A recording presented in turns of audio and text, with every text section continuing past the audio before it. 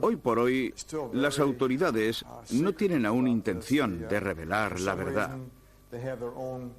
Siguen su programa, por lo que podría incluso pasar cierto tiempo.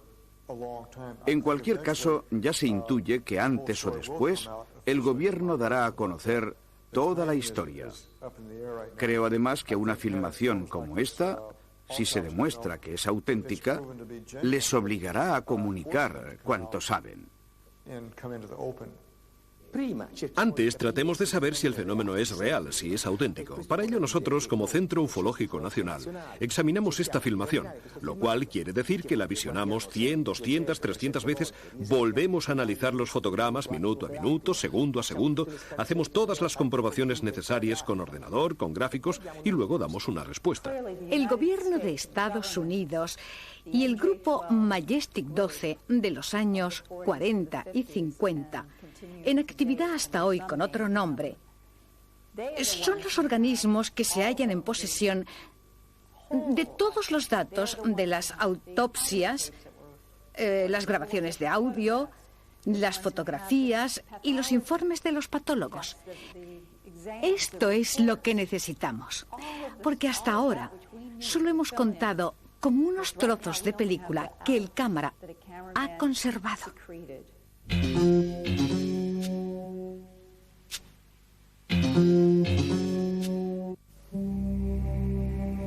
Era el 1 de junio cuando McDonald me pidió que me pusiese en contacto con el general McMullen para un encargo especial. No había trabajado nunca para McMullen, pero al cabo de unos minutos entendí que no era conveniente tenerlo como enemigo.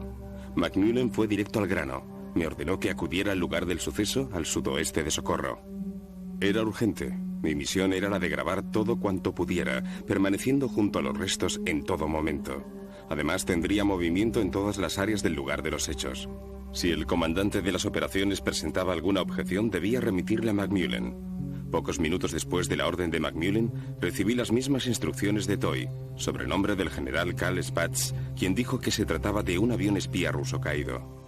2 generales en un día. Ese trabajo era sin duda importante.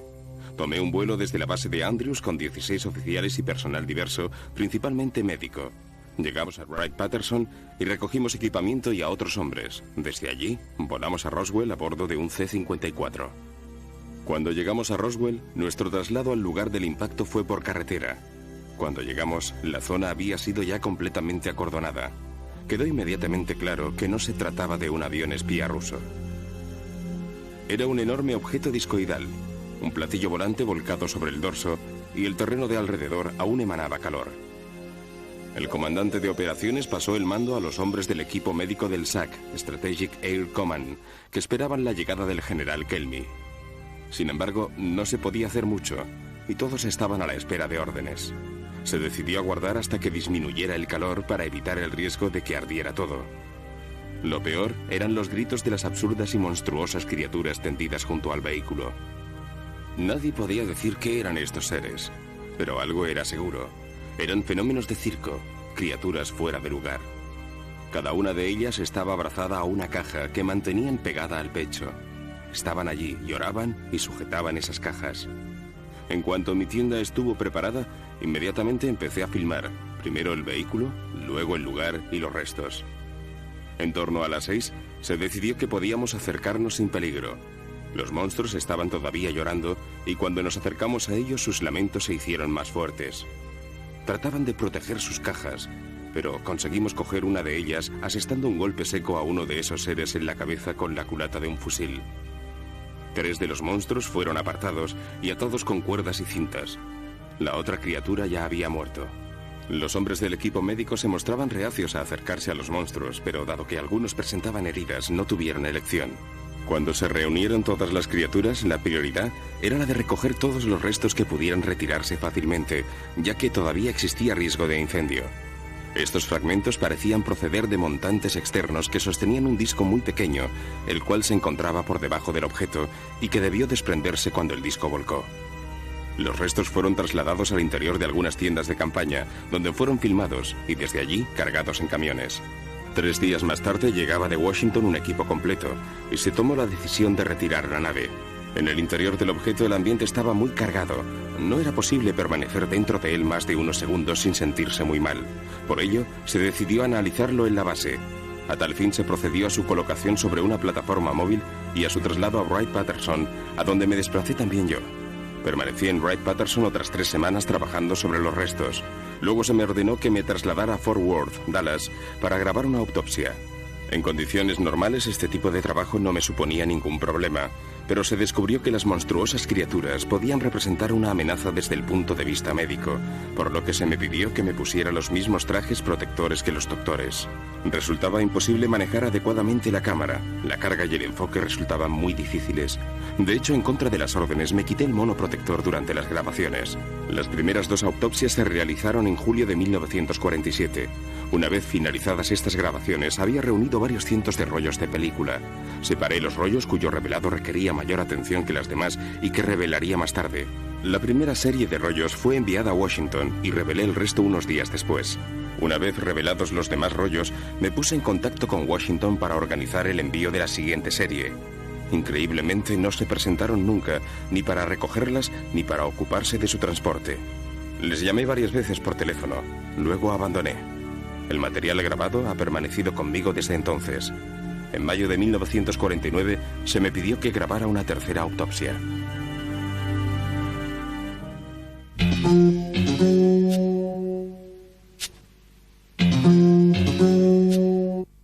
Mi impresión personal sobre las imágenes que pudimos ver estos días en San Marino es que desde luego es necesario profundizar más en la investigación tanto de las imágenes en sí, que es importante, claro está, como de la fuente original de esas imágenes. Es decir, habría que entrevistar en profundidad y comprobar las credenciales militares de la persona que entregó estas imágenes a Santilli y habría que comprobar si efectivamente algún tipo de documentación de esas características estuvo alguna vez en la base militar de Roswell. En cualquier caso, me parece que, de ser ciertas estas imágenes, son la principal prueba de la existencia de extraterrestres que ha aparecido dentro del contexto de la investigación OVNI desde el año 1947 hasta hoy.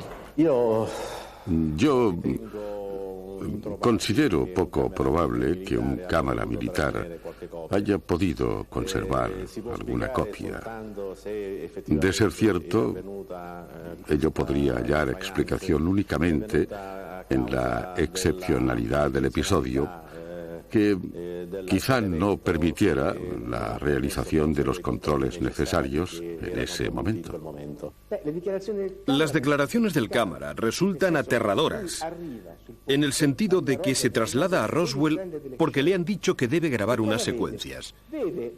Y se encuentra con militares que están tratando de arrancar de las manos de estos 3 pequeños seres, por llamarlos de alguna manera, unas extrañas cajas que llevan en los brazos. Incluso uno de estos seres no quiere soltar la caja y le es propinado un golpe con la culata del fusil en la cabeza. En caso de ser real, este sería el testimonio de una escena increíble. Y si es auténtica, habría que decir que el encuentro histórico, el primero quizá con una raza probablemente alienígena, fue un completo desastre. Parece ser que estos pequeños seres estaban llorando, o en cualquier caso gritando a quienes asistían a este espectáculo y no sabían qué hacer.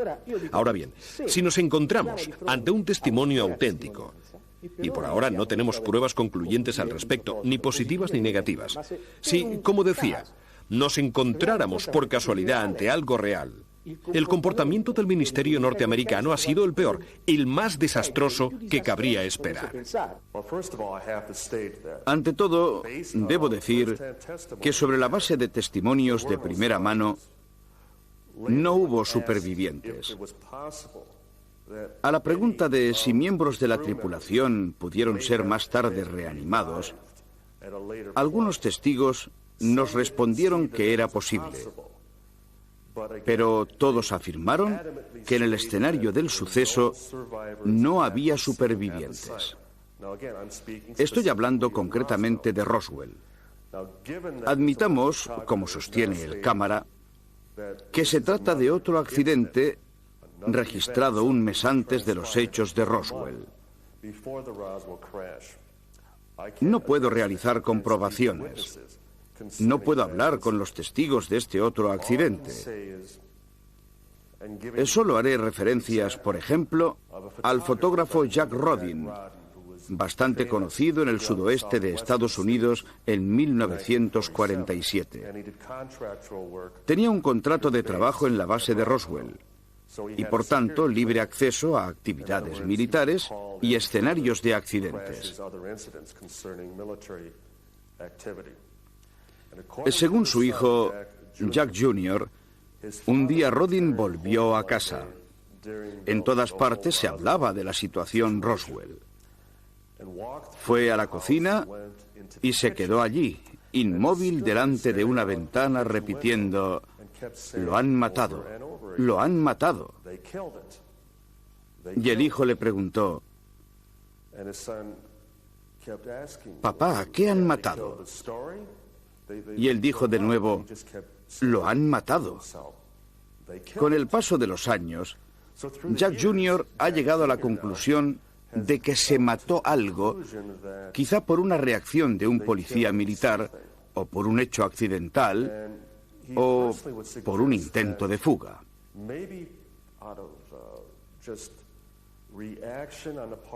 En otras palabras, si uno de esos seres sobrevivió y más tarde fue reanimado, quizá intentara huir debido al pánico y de alguna manera resultara muerto. He aquí entonces lo que quería decir su padre, que dada una situación que nunca antes se había producido, pudieron quizá reaccionar aplicando medidas extremas.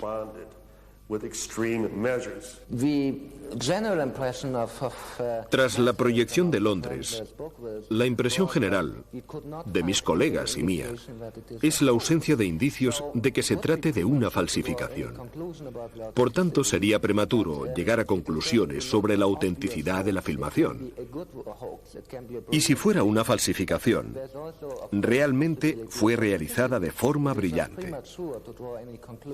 Sin embargo, puede ser auténtica. Sin duda puede haber sido manipulada, pero también puede ser auténtica. De ello estamos ambos seguros. No hay ningún problema. Pero el problema es el por qué. Esta es para mí la cuestión en la que debemos detenernos. O se ha montado una especie de obra de teatro que se está desarrollando ahora y que consiste en ofrecernos poco a poco la verdad sobre los ovnis y sobre los extraterrestres, en definitiva, o es un engaño. Pero entonces debemos preguntarnos ¿por qué hacer todo esto? ¿Por qué existen tantos testigos todavía hoy, 50 años después? Por consiguiente, aunque se tratara de un engaño muy sofisticado, no se puede dar por zanjado el asunto de los ovnis con esta filmación, diciendo que es una película grabada hoy y que, como los ufólogos y la gente en general están locos, podemos engañarlos si así lo deseamos. No se puede acabar así. Y estoy seguro de que ellos saben que no se puede zanjar así la cuestión. Por ello, quizás se trate de una grabación auténtica. Hoy, en una pausa de la conferencia, se me ha dado a conocer un detalle importante: la existencia de 3 etiquetas pertenecientes a los rollos originales de película. Bien, esta es la primera conexión directa, el primer elemento concreto al margen del mero testimonio del señor Santilli en relación a declaraciones de otros. Las etiquetas me han causado una impresión favorable en la medida en que ofrecen una fecha, un nombre, cierta caligrafía e instrucciones para el procedimiento técnico. Este es un punto que había sido subrayado durante una entrevista a Jack Carter y a otro cámara, es decir, que normalmente la exposición de una película es la misma de principio a fin y pueden producirse cambios técnicos tras 1 millar de pies y de grabación. Pero en caso de subexposición o de sobreexposición, se debe separar ese determinado fragmento y proporcionar las debidas instrucciones, una de las cuales era abrir 2 stops.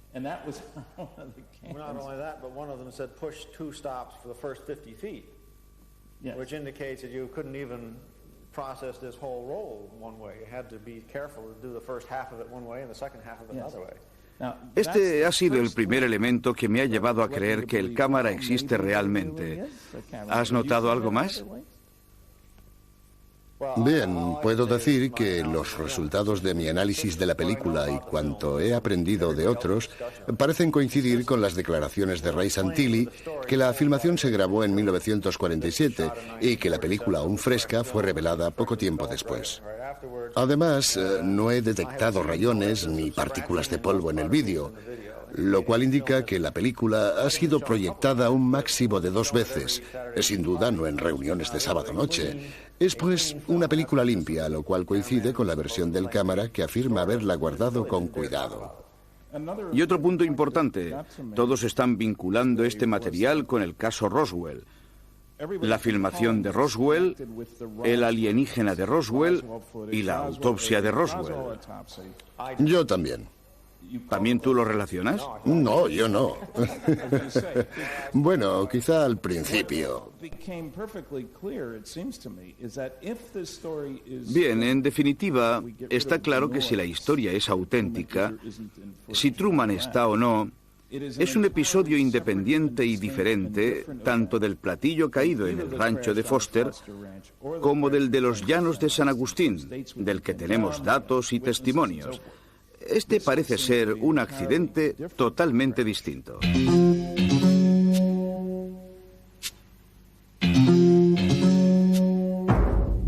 Una filmación en VHS que Santilli ha definido como no vinculable al resto de su material en 16 milímetros muestra el reconocimiento superficial de un cuerpo exánime en el interior de una tienda de campaña. Llevan a cabo la operación 2 médicos y asiste un individuo que aparece de espaldas. Los rasgos del ser son irreconocibles y en un análisis por ordenador de la imagen no se corresponden con los de los sujetos de las 2 autopsias. La filmación ha sido incluida en este documento porque puede relacionarse con los datos conocidos del caso Roswell. El debate sobre las filmaciones del denominado metraje de la autopsia Santilli ha quedado reabierto, sobre todo en lo concerniente a la originalidad de los documentos. En efecto, subsisten elementos contradictorios en las declaraciones del fantasmal operador de cámara Jack Barnett y en las modalidades de divulgación de las filmaciones. La grabación que mostramos es la única por él recibida en formato de videocasete y no en rollo de película de 16 milímetros como los metrajes.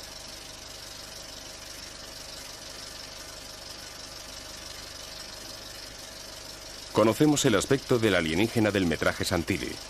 Si la primera autopsia, visionada por poquísimos investigadores, muestra un ser virtualmente idéntico al otro y no herido, la que se conoce como autopsia de la tienda de campaña muestra en cambio un cuerpo de apariencia diferente y quizá perteneciente a otro ovni estrellado.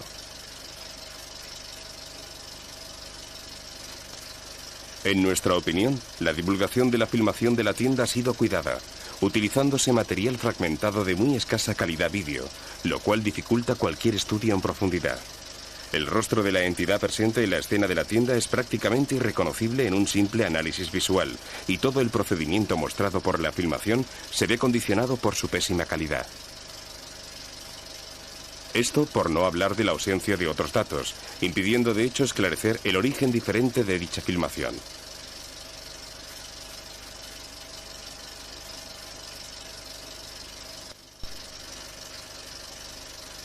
Las escenas que estamos siguiendo han sido mostradas a los técnicos en autopsias de la Universidad de Roma, quienes se han quedado perplejos. En efecto, para ellos en estas imágenes lo que se muestra no es una verdadera autopsia, sino un reconocimiento superficial de un cuerpo al que se están aplicando, quizá, procedimientos de reanimación. Se observa cómo uno de los doctores actúa sobre el lado izquierdo de este cuerpo, como extrayendo y recogiendo fragmentos de tejido orgánico o extraños vendajes.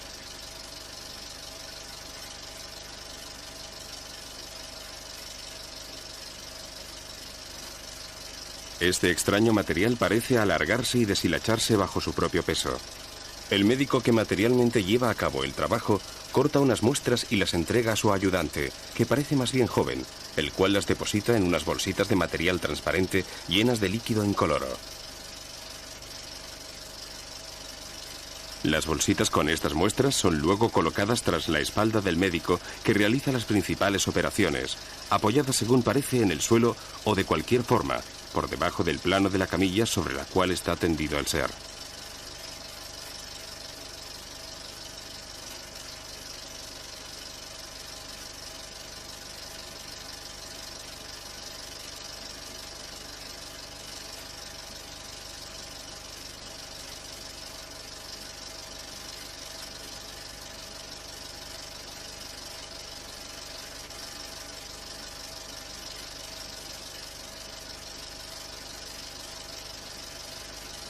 El tercer hombre presente en la tienda aparece solo de espaldas. No lleva bata y se encuentra siempre a la izquierda del observador. Avanza y entra en el campo de filmación, ocupando buena parte del espacio visual. Vuelve hacia atrás y desaparece de nuestra vista. Durante este ballet mudo, de vez en cuando parece incluso que agita los brazos, pero durante todas estas operaciones, los dos médicos con bata blanca junto a la camilla no prestan la más mínima atención al tercer sujeto, como si estuviera ocupado en hacer otras cosas que evidentemente no influyen en lo más mínimo en su trabajo.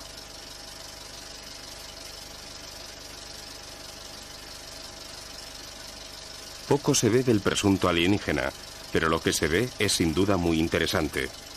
Ante todo, solo la cara y las extremidades superiores e inferiores de este extraño ser no están cubiertas por la sábana, que sin embargo oculta a nuestra vista el resto del cuerpo. Desde un punto de vista crítico, este hecho resulta también muy extraño. En efecto, no se entiende por qué se han tomado la molestia de dejar las extremidades fuera de la sábana blanca que cubre todo el cuerpo del ser. En efecto, ello solo se pudo conseguir realizando un agujero en la sábana a la altura de las manos del ser, o bien utilizando dos sábanas cortas, una para cubrir al ser desde el cuello hacia abajo hasta la altura de las muñecas, y la otra para cubrir el resto hasta los pies, que permanecen en cualquier caso descubiertos. Las extremidades inferiores resultan grandes si se comparan con la altura de los dos médicos que se mueven en torno al cuerpo, pies que parecen estar protegidos. Este detalle determina una serie de diferencias entre las dimensiones de este cuerpo y las de aquel al que se practicó la autopsia por dos importantes factores: por la altura y el volumen del abdomen. La forma del cráneo no se consigue determinar debido a la pérdida de calidad de la imagen. En cualquier caso, esta filmación coincide con las declaraciones de Barnett sobre las primeras operaciones llevadas a cabo en el lugar del suceso de Roswell por los militares norteamericanos.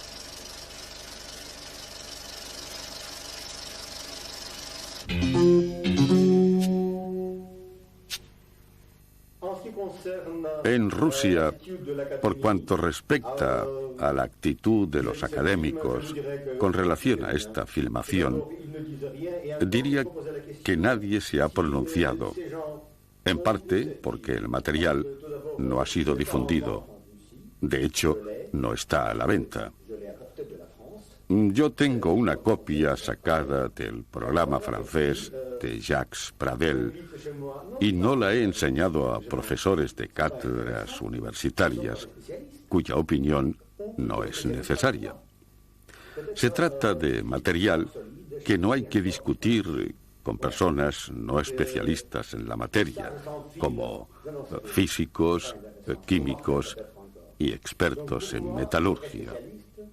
En mi opinión, los verdaderos especialistas en este sector son los doctores en anatomopatología que realizan autopsias todos los días, y de todos ellos hay que remitirse en particular a peritos de la policía criminal y a expertos en autopsias. Esto es muy importante porque ellos saben de lo que hablan con relación, por ejemplo, a la morfología de los cuerpos, a la forma de la oreja. Por consiguiente, por parte de los académicos, punto en boca, nada. Hemos de recordar que era el año 1947, el punto álgido de la Guerra Fría. Todo lo que no era norteamericano era comunista, rojo. Y evidentemente la región en cuestión, alrededor de Roswell, era el centro neurálgico del mundo. La única que en aquella época albergaba instalaciones militares atómicas, por ejemplo. Como se ve en las autopsias, las criaturas fueron tratadas evidentemente de una forma expeditiva y agresiva. Si 4 de ellas habían sobrevivido, no veo la razón por la que pudieron tratarlas de forma distinta. En las películas de ciencia ficción de la época inmediatamente siguiente, los visitantes alienígenas eran considerados sin duda en términos no amistosos, de acuerdo precisamente con el ambiente de la época. Esto sucede también hoy en una atmósfera de relaciones más distendidas. Creo que si de verdad capturaron un alienígena y lo mantuvieron con vida en los Estados Unidos de 1947, el trato reservado a un Saddam Hussein habría sido mejor en la medida en que los alienígenas constituían potenciales invasores de una raza superior, por lo que en verdad no hubiese querido estar en su lugar. Al observar la filmación, varias veces hemos podido notar que esta membrana no es un tercer párpado, como alguien podría pensar, porque al retirarla se ve perfectamente que no está pegada al resto del cuerpo. Es como si fuese una lente de contacto, digámoslo así, una gran lente de contacto o una especie de gafas de sol que estos seres se ponen evidentemente para salir al descubierto, para salir de su vehículo. Por otro lado, los testimonios existentes en la literatura muestran que estos seres han sido vistos con ojos grandes, negros y casi triangulares, como cuando llevan estas lentes de contacto, llamémoslas así, entre comillas, pero también con grandes ojos con pupila y blanco como nosotros, aunque muy grandes, tal y como aparecen en realidad cuando el doctor que opera a estos seres retira esa membrana oscura. Por tanto, también desde un punto de vista testimonial, estos dos aspectos iconográficos del ser coincidirían en gran medida.